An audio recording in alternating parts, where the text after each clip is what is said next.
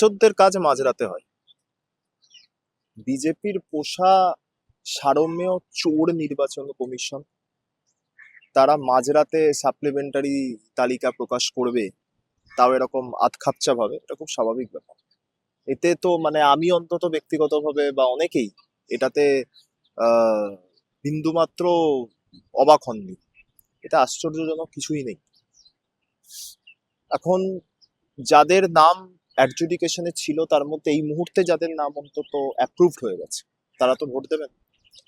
যাদের নাম এখনো অ্যাডজুডিকেশনে আছে, মূলত 29শে এপ্রিল যাদের ভোট আছে তাদের কাছে আরো সময় আছে।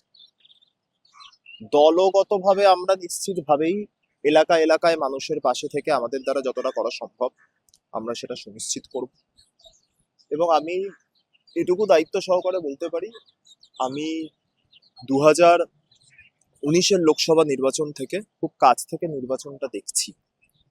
19, 21 এবং 23-এর পঞ্চায়েত, 24-এর লোকসভা বা 26-এর বিধানসভা। বেশি দিনের অভিজ্ঞতা নিশ্চিতভাবে নয়, কিন্তু কাছ থেকে অন্তত দেখছি।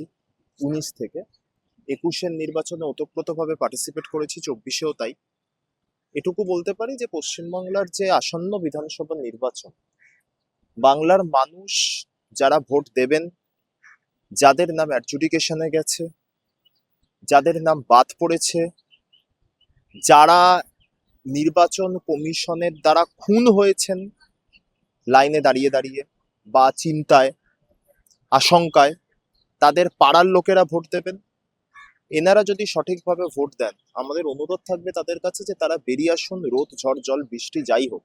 তারা তো অনেক লাইনে দাঁড়িয়েছেন, 2014 থেকে লাইনে দাঁড়াচ্ছে। নোটবন্দির লাইন, জিএসটির লাইন, আপনার কোভিডের সময় লাইন, পরবর্তীতে এসআইআর এর শুনানির লাইন, এলপিজির লাইন, অনেক লাইনে তারা দাঁড়িয়েছে। আর দুটিবার লাইনে দাঁড়াবে, 26-এর বিধানসভা নির্বাচনের লাইন, 29-এর লোকসভা নির্বাচনের লাইন। বাংলাকে বিজেপি বিলীন করুন, ব্রিটিশ শ্রীচরণে উপহার দিন। 2029-এ মমতাদের নেতৃত্বেই আমরা একটি প্রকৃত ধর্মনিরপেক্ষ সংবিধান সম্মত সার্বভৌম ভারতবর্ষ গঠন করতে পারবো তাদের আশীর্বাদ। মানুষ যদি ভোট দেন, মানুষ যদি নয় নিশ্চিতভাবে তারা ভোট দেবেন, কিন্তু আরো বেশি মাত্রায় বেরিয়ে এসে ভোট দিন। বিগত দিনে যত বেরিয়ে এসে ভোট দিয়েছেন যত মানুষ, আরো বেশি সংখ্যক মানুষ বেরিয়ে এসে ভোট দিন। যারা বাইরে আছেন তারা ফিরে আসুন পশ্চিমবাংলায়, নিজেদের মূল্যবান ভোটাধিকারটা প্রয়োগ করুন। বাংলার আইনি অবস্থা অত্যন্ত সুচারু, সাবলীল, নিষ্কণ্টক। সেই কারণেই নির্বাচন কমিশন বাংলায় মাত্র 2 দফায় ভোট করছে। তার কারণ বিগত দিনে যখন আমরা বলতাম যে কম দফায় ভোট হোক, কোভিডের সময় মানুষ মরছে, সেই সময়ও নির্বাচন কমিশন 8 দফায় ভোট করিয়েছে।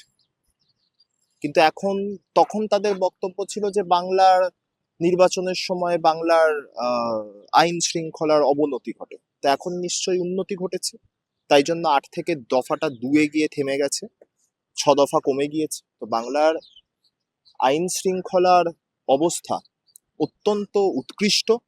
প্রত্যেকে আসুন, ভোট দিন, মানুষ ভোট দেবেন। মানুষ যদি ভোট দেন, পশ্চিমবাংলা কার্যত বিজেপি বিহীন হবে। অর্থাৎ ভারতীয় জনতা পার্টি এই আসন্ন যে পশ্চিমবঙ্গ বিধানসভা গঠিত হতে চলেছে সেখানে তারা বিরোধী দলের মর্যাদা পাবে। এক বিজেপি নেতাকে দেখা যাচ্ছে সরাসরি মমতা বন্দ্যোপাধ্যায়কে কেন্দ্র করে খুবই বাজে ভাষা ব্যবহার করে তাকে কটাক্ষ করেছেন তিনি। এর আগেও আমরা দেখেছি যে শশী বাজার বাড়িতে আক্রমণ করা হয়েছে বিজেপি সমর্থকদের পক্ষ থেকে। কি বলবেন? আইনানুগ ব্যবস্থা গ্রহণ করা হচ্ছে। আমাদের পশ্চিমবঙ্গ তৃণমূল কংগ্রেস আইটি সেলের রাজ্যের সাধারণ সম্পাদক নীলাঞ্জন দাস তিনি ইতিমধ্যে এফআইআর দায়ের করেছেন। নির্বাচন কমিশনকে জানানো হয়েছে। আমরা দেখব বিজেপির পোষ্য সারমেয় নির্বাচন কমিশন, যে সারমেয় নির্বাচন কমিশন তাদের কেরালার যে মুখ্য নির্বাচনী অফিস রয়েছে, নির্বাচন কমিশনের কেরালার যে অফিস, সেই অফিসের বিজ্ঞপ্তিতে তাদের বকলেস যাদের হাতে বাঁধা সেই ভারতীয় জনতা পার্টির স্ট্যাম্প দেখা যায়। বিজেপির পোষা নির্বাচন কমিশন, বিজেপির দালাল নির্বাচন কমিশন, চোর নির্বাচন কমিশন, মানুষের ভোটাধিকার যারা চুরি করছে। এই নির্বাচন কমিশন কি ব্যবস্থা গ্রহণ করে আমরা নিশ্চিতভাবে দেখব। যদি ব্যবস্থা গৃহীত না হয়, 4 মে ফল ঘোষণা, মে মাসের 4 তারিখ 4 নম্বর বার মমতা বন্দ্যোপাধ্যায় মুখ্যমন্ত্রী হিসাবে শপথ গ্রহণ করবেন। মমতা বন্দ্যোপাধ্যায় চতুর্থ মামাটি মানুষের সরকার প্রতিষ্ঠিত করার পর এই যে নরকের কীটগুলো রয়েছে, নর্দমার প্রাণী, জন্তু জানোয়ার, এই নগরায়নের ফলে যত বন জঙ্গল কাটা হয়েছে, বন জঙ্গল কাটার ফলে যারা ওই জঙ্গলি জন্তুগুলো যারা বেরিয়ে চলে এসছে আমাদের সাথে এই সমাজেই ঘুরে বেড়াচ্ছে, আইনানুগভাবে ব্যক্তিগতভাবে এদের বিরুদ্ধে যা যা ব্যবস্থা গ্রহণ করা যায়, এদের যা যা পাওয়া উচিত খাওয়া উচিত আমরা এদেরকে দেবো, খাওয়াবো।